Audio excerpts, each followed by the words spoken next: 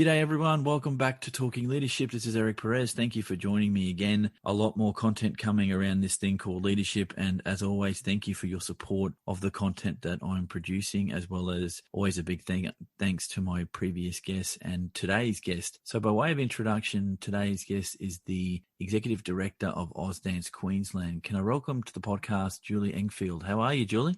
I'm very well, thanks, Eric. Thanks for having me on. Mate, it's a pleasure to have you here. So let's get right to it. Where I start these podcasts is around asking what the origins of your leadership pathway. So in 200 words or less, how did you kick things off, mate? I think I started leading before I started getting paid for it, which is often the case for people in my types of position. I began running a piano department for Brashes, which went out of business many years ago. I wrote to Steinway, which was a piano manufacturer, and said, I really like your piano because I loved it and I want to find out more. And they said, well, that's convenient because we're looking for someone to specialise in our piano. So that was how it started. And that was essentially where it began. Sure. So just as a follow-up to that first question about your origins in leadership, you've had other experiences other than being executive director. In terms of mapping your career pathway, did you have a mentor? Did you try and model your career off some key people in your world, whether that's in paid roles or in other walks of life that helped you to get to the leader that you are today? In my career, I had a mentor in the piano business who was not in the piano business. He was in retail, and he understood, I guess, career trajectories. I wasn't actually that interested in a career trajectory. It was more that I was interested in which way would be the most effective use of my ability. So when someone says to me, what was your career plan? I never had a career plan. I still don't have a career plan.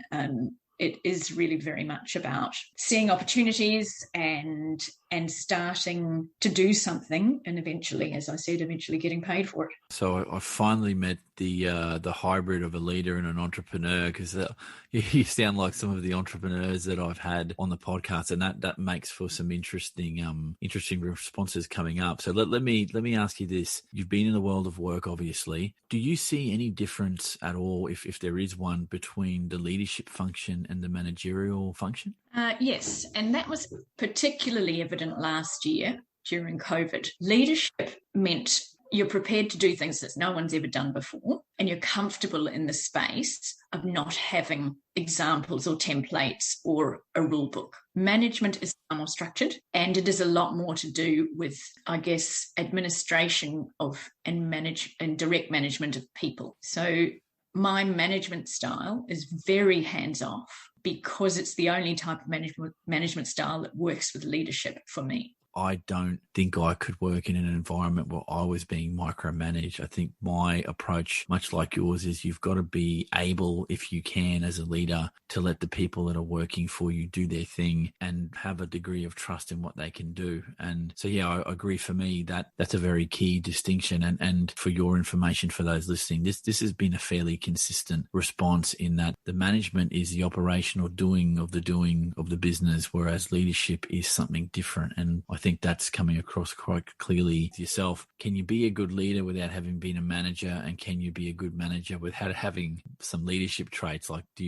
does one necessarily need the other? I don't think so. Leadership doesn't necessarily mean business. Leadership can be social, it can be environmental, it can be about communities, it can be about families. It doesn't, leadership itself is nothing to do with business. Management can be done without being a leader.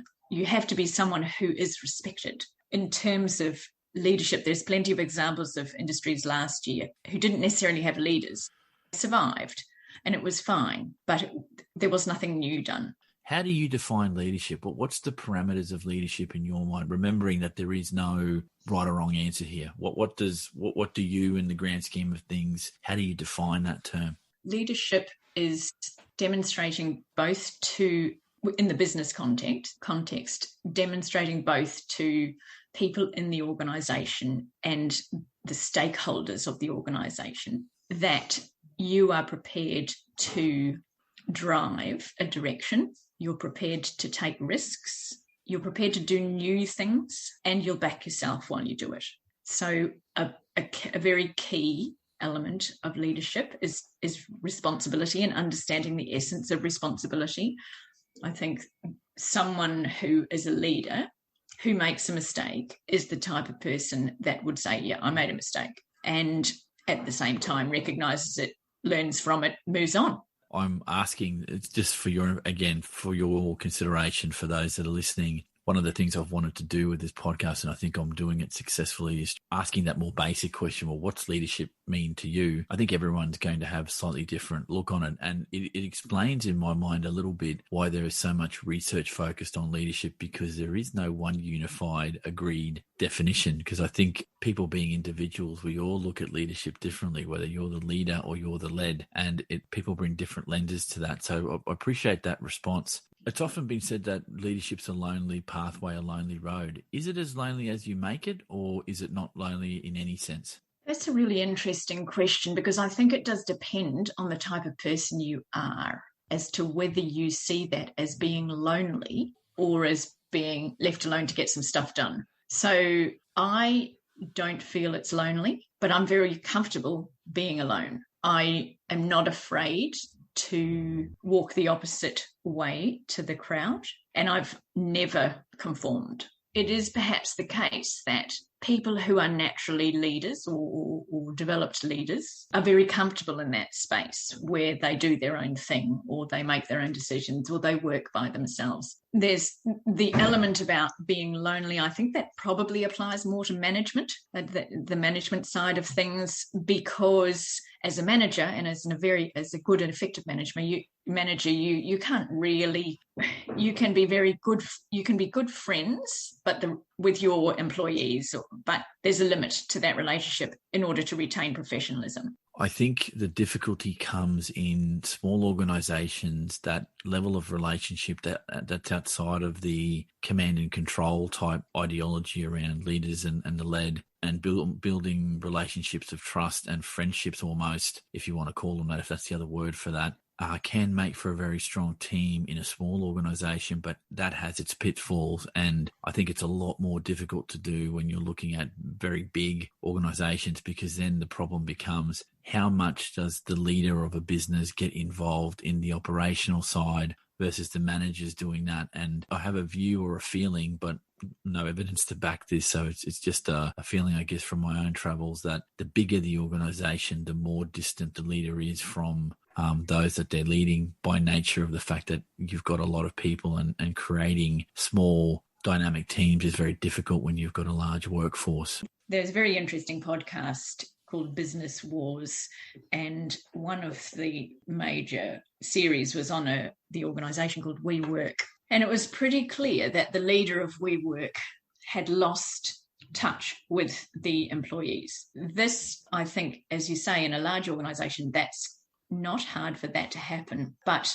I feel like a good leader must have a relationship with employees and stakeholders. In my position at Ausdance Queensland, what's very important is not only the relationship with the immediate employees, stakeholders, board, that type of thing, but also with our members. And our members can range from 90-year-old community dance people in regional Queensland through to inner city contemporary dancers and major ballet companies. So I, as a leader, have to be able to relate to them the same way I have to be able to respect them. I feel that a leader needs to respect their community in order to lead. The nuance of leadership is exactly what you're talking about, that you're not just dealing with your immediate business family, if I can use that term, but you've also got those actors, those stakeholders out in the world that you've got to create certain relationships with. So yeah, that makes a lot of sense to me. Measuring success,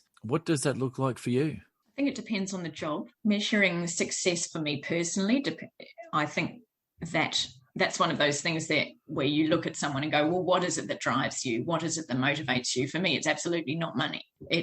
Which of course, is very disappointing for some members of my family, but it is what it is. What motivates me and how I assess my own success is whether or not I've been able to make a difference, whether I've been able to achieve systemic or substantial sustainable change. Those kinds of things motivate me. From an organisation's perspective, obviously, in the context of management, you have your KPIs.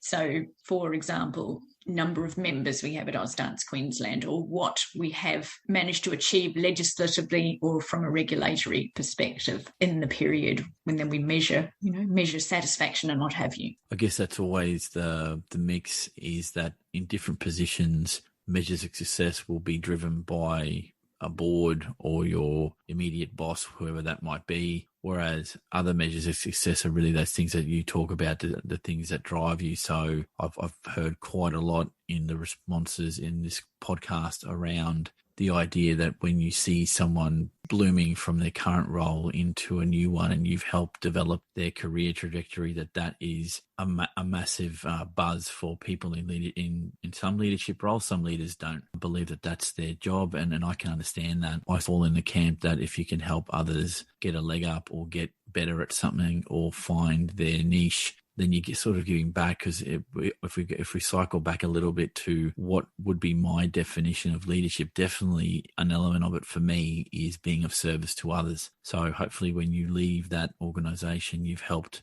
somebody to grow in their role or helped a colleague to do the same. And it doesn't always have to be that dynamic of the leader and the led. I think if you're working with others that are very capable people, you'll find that you create networks where you can bounce ideas off each other. When I was younger and a bit more structured about my approaches to jobs, I had this plan. My objective in each job was to make my position redundant. Later on, I realised that it wasn't that I wanted to make my position redundant. That was the right angle side effect. What my objective was to improve the system so much that someone like me wouldn't be needed. And there are some organisations where, of course, I can't make the executive director position of Ausdance redundant, because that would not be very helpful. I can improve the system so much that that person, whoever's doing that role going forward, it will be an extremely effective role, and that I think is the job at large. Leader capability. So we've touched on your pathway, some of your thoughts around things like leadership and management and so on. Let me ask you this: what do you believe are core or key leader capabilities? What are those essential capabilities in your mind for an effective leader? I think a leader needs to have vision that goes beyond the next annual report. So I think about 10 to 20 years ahead, and I very much look back to the past to understand what is possible for the future. The ability to zoom out and look at things in perspective, look at it from external angles, to look at it from other industries, to look at it historically, to see where something has been and what the patterns were. That objectivity and perspective is really important. And the last thing is confidence. A good leader usually, and I have to say, I've always been probably leadership in thinking, but I haven't always been in leadership positions, obviously, because when you start work at 18 or 20, whatever, you're not a leader. But that as you get older and more experienced, you become more confident. And someone who's prepared to take a risk and go, yep, I'm good with that, and not be afraid of any kind of response or reaction, and not be concerned about what other people might think, or politics or hierarchy or any of those things. That's a really key capability. Brilliant. Okay. Let me ask you this, and this is a question across all the podcasts and one that I enjoy asking. The nature versus nurture debate. Are leaders born or are they made? Or is it a combination of the two? Well, I'm probably uniquely placed to answer that question, because I was adopted at birth. My biological parents, particularly my biological mother, is very much a leader, has been very much a thought leader, political leader, community leader. And my biological half siblings are also all like that. Where my family who brought me up were not so much. My father was a leader, but it was more of a, I guess in those days, it was less visible to me growing up. And my mother was a stay-at-home mum, and she hasn't necessarily had those experiences. My mother, who brought me up, was always class president all the way through high school. And my father, when he finished university, moved to America from England and started eventually working at the very forefront of the telecommunications industry, ultimately setting up the first telecommunications centre for Air New Zealand. So he took quite substantial professional and personal risks, which in those days was pretty unheard of, to do the things that he believed in, that he loved, and led very large organisations. My mum, even though she later on didn't work, has always been very active in the community and to this day emails her friends in Hawaii, which is where she was born and grew up, to tell them how they ought to be voting. It is, I think, a combination of nature and nurture. Yeah, brilliant. I appreciate your time today. These podcasts are very important for me to get the word out that there are many, many different views to leadership, and the podcast platform itself is an open resource on leadership. So, Julie, thank you for your time. Before we go, though, I might ask you if you'd like to give a bit of a plug to what you do at Ausdance before I sign off. Thanks, Eric. It's one of those conversations that you never really think you have unless you're forced in that direction. So it's good to have a think about those subjects. So Ausdance Queensland is a membership organisation that serves all members of the dance community, which includes everything from Queensland Ballet, for example, right the way to multicultural community dance, all dance studios, independent dancers, teachers and contractors.